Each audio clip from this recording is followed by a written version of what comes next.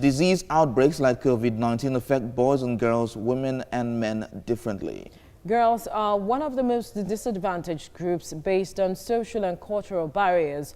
And in times such as this, the girl child faces a bigger challenge, staying safe and staying in school. Millions of girls are facing heightened insecurity and violence in this pandemic, as well as a disruption of formal education. The World Bank is worried that as a result of school closures during the thick of the pandemic, some girls will not return to school, and being outside of the protective environment provided by schools make girls more susceptible to early pregnancy and gender-based violence. Well, joining us via Skype from Bonny Island, Port Harcourt, is Tessie Biobaku, gender advocate and social commentator. Thank you very much for joining us at this point. Now, the concern here is about protection of the girl child, especially during the COVID-19 pandemic. And it's not just peculiar to Nigeria. It's peculiar to everyone around the world. Now, what does that bring to your mind when you think about the girl child who is not protected at this point, of course, the COVID-19 pandemic? Good morning, and thanks for having me on board.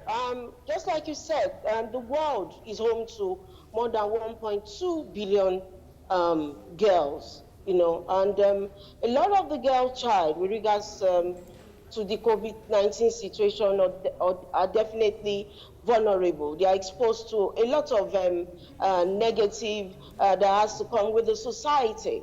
If I have to narrow it down to our country, Nigeria, as at a year ago, there was a report with regards to having about 69% of the girl child out of school, of which 60% happens to be the girl child.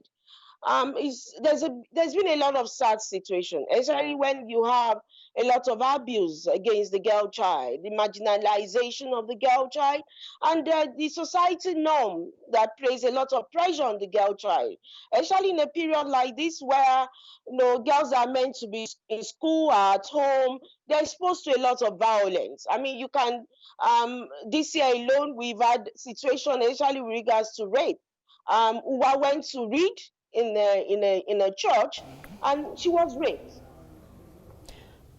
Now, Tessie, if you can hear me, there's been a lot of advocacy with regards to the protection of the girl child, and also putting forward a whole lot in terms of her protection and ensuring that she is not marginalized. What are we not getting right? Where are we missing it? What is the gap that is not connecting to ensure that all of this that we have been pushing forth for the girl child is achieved? Yes, there's been a lot of things, a lot of policies put in place for the girl child as their protection. But the question is, has it been enforced? I mean, it's a different ballgame when you have to put policies in place, but they are not enforced. There's so many things happening right now, and no action is being taken. I know one key factor we need to look at again is, when you talk about safety, is even the police. Especially with this, what is on ground now with regards to protests against SARS. This goes beyond even the police themselves. It is about we having a safe, enabling environment for us all. But unfortunately, the girl child is more exposed.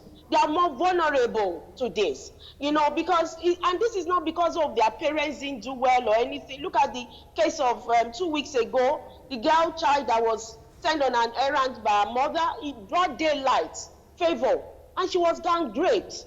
We need a lot of community interface. We need to also educate the boy child that this is not the way to go. And then the consequences that these perpetrators, if you commit any acts, that you need to be brought to, there must be justice for it. It's not there.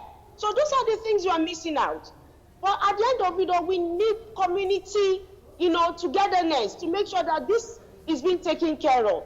Get the girl child more educated, get them more informed, get the boy child too to be more educated, to understand that the girl child is not a toy. The girl child needs to be respected. The girl child doesn't need to be violated. It is wrong. And let them know that there's a consequence, and make those consequences to be in place. With that, we're not going to say this is going to be eradicated completely, but we're looking at reducing it. And again, for the police that we're supposed to be the one the girl child is supposed to run to. We've had cases of some of the girl child going to the, the lady, the NYC lady that was murdered and all that in the police station and all that. The safe place they should be able to go to is not there. Then again, in terms of education, let's have certified, counselors. I remember during my secondary school days, there was this teacher that was telling me, because I'm from Akwa Ibom, that even if I don't really go to school, my people end up being nannies. And that was one key thing that pushed me. Instead of it negatively affecting me, I used it to make sure that I must be educated. So what the teachers are educating our girl child? What kind of safe environment are we putting in place for the girl child? All right, Tessie Biobaku, thank you very much for talking to us on this.